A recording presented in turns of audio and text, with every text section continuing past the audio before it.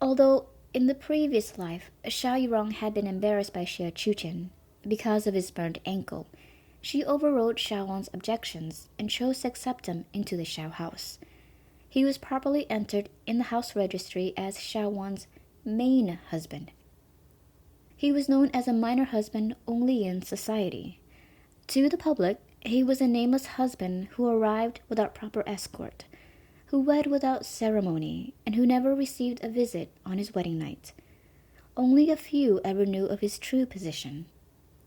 Back then, Xiao Wan had angrily snatched the jade from Xie Chuchen and given it to Ji Shumo, which ultimately led to the Xiao House tragedy. Xiao Wan's heart overflowed with emotions as she held the jade in her hand. She understood now just how much her mother treasured her. She carefully put away the pendant and gave her mother a sweet smile. "Mom, you've been working a lot lately, right? Here, I'll massage your shoulders." Xiao Wan moved over and began to pound away. When she did, she noticed patches of silver in her mother's hair. The sight made her eyes blur with unshed tears. After all, her mother was barely 30.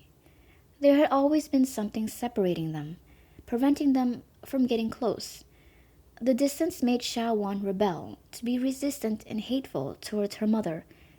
It wasn't until she met Ji Shumo and listened to his suggestions that her relationship with Xiao Yurong improved. Too bad it was just a ruse, a way for Ji Shumo to insinuate himself into the Xiao house and earn Xiao Yurong's trust. Having died once already, she was well aware just how foolish she had been. She wondered why she couldn't see how exhausted her mother was, or how gray her hair turned. Why couldn't she see her mother's concern for her? Why was Ji Shumo the only one in her thoughts? The sudden massage threw Xiao Yurong for a loop. They normally had a fight every day. What was this? Since when did her daughter become so obedient and thoughtful? Though it made her happy, she steeled herself and asked, "Is there something you want from mother?" Xiao Wan laughed mischievously as she switched to kneading and pinching her mother's arm. "Mom, can you ask the Imperial Kitchen for some dragon's blood to heal blindness? Shenchi was given narcotics, and that's the only thing that will purge it out of his system." "Huh, you're not worried for your own mother, but yet you're so concerned about someone else's father." The slight jealous tone in Xiao Yurong's voice embarrassed Xiao Wan. She acted like she used to act when she was younger. She shook her mother's arm coquettishly. "Mom, don't be annoyed. I've grown up. I won't be so thoughtless, and I won't make you mad anymore. I'll care about Mother every day, all the time. Mother will be number one in my heart." It warmed Xiao Yurong to hear her daughter coaxing her. With a smile on her face, she said, "Okay, Mother will agree to your request, but save that silver tongue of yours for buttering your husband." Liu Shi stood outside the room holding a bowl of lotus seed soup in his hands. He stared in shock at the silhouette display of cozy affection between mother and daughter. He bit his lips madly as jealousy wrenched at his heart. For so many years he had surreptitiously encouraged Xiao Wan to be an idle young miss, in an effort to drive a wedge between the two women. He had been preparing his own precious daughter to usurp Xiao Wan's position. But in spite of all this, Xiao Yurong still didn't favor his daughter. It was unexpected. To make matters worse, Xiao Wan's recent marriage turned her into a completely different person. She somehow managed to regain Xiao Yurong's favor. He suppressed the hatred boiling up and forced a smile on his face. He opened the door and stepped inside, pretending he hadn't seen or heard anything. "Lord wife, this humble one has prepared some lotus soup for your enjoyment." He had painstakingly made the soup earlier. Unexpectedly, after Xiao Yurong accepted it, she turned to Xiao Wan and in a voice laced with care said, "Wen'er, lotus soup is good for clearing your heart and mind. It's very good for the body. Here, have some so you'll rest well tonight." Xiao Yurong's concern was incredibly sweet. Xiao Wan reached her hand out to accept the bowl when she caught sight of Liu Shi's face. She couldn't help but smirk. She stopped her hand and said, "This is something minor husband Liu Shi made for Mother. I wouldn't dare have it alone. Why don't Mother have some instead? It's getting dark and I don't want to disturb Mother's rest. There were 10 career officials in the Shao house. The most important was the deceased General Xiaoping. The second most important was the Ministry of War's Xiao Yirong. There were others as well, but they were in minor official roles of the 5th and 6th ranks. The Shao house also owned 10 shops and 10 farms. Shao Wan stood to inherit all of it because of her position as the eldest daughter of the main husband. Minor daughters weren't allowed to give offerings and pray to the ancestors in the shrine, so they weren't typically allowed to inherit the mother's position. 2 exceptions were if the main husband failed to produce an heir, or if the heir produced was truly worthless. In those rare instances, a minor daughter could step in and inherit the house. But any businesses owned by the main house would always remain with the main daughter. In the previous life, Shao Qingru did something stupid to anger Xiao Yirong. But what was it? Xiao Wan couldn't remember. She couldn't recall what it was, despite trying for half a day.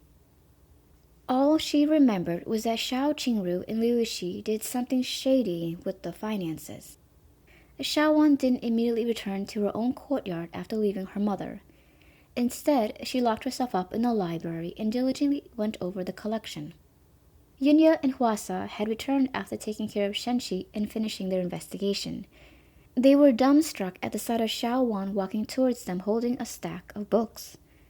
Huasa was surprised. "Mistress, are you reading? Did the sun rise in the west?" "These days the sun doesn't rise in the west. But from today onwards, this young lady is going to study every day to improve herself." Xiao Wan then continued in a lowered voice. "How did it go with Xie Qingrang?" Huasa looked blankly for a moment before understanding dawned on her. Then she grinned and said, "Mistress was incredible." Earlier, Huasa had followed Xiao Wan's instructions and slipped the officials a few silver coins. Immediately after that, Xie Qingrang was struck with the board 60 times. They ended up giving her an additional 3-day sentence because her attitude had been so horrid. They wanted to deter others from behaving the same way. Xie Chen wept piteously as he followed Xu Qing back to the house. Since the penalty wasn't paid, he was still contracted to follow her. Huasa continued. "Xie ran around all day trying to lobby on behalf of her mother, but this servant already did as ordered and bribed everyone necessary. Xie Qingrang will definitely be found guilty and serve her sentence in prison." Everything was going as planned. Xiao Wan raised her brow and asked, "The matter with 3 years ago, did you investigate it properly?" Huasa shook her head. "There wasn't much time. I was only able to find out a few things.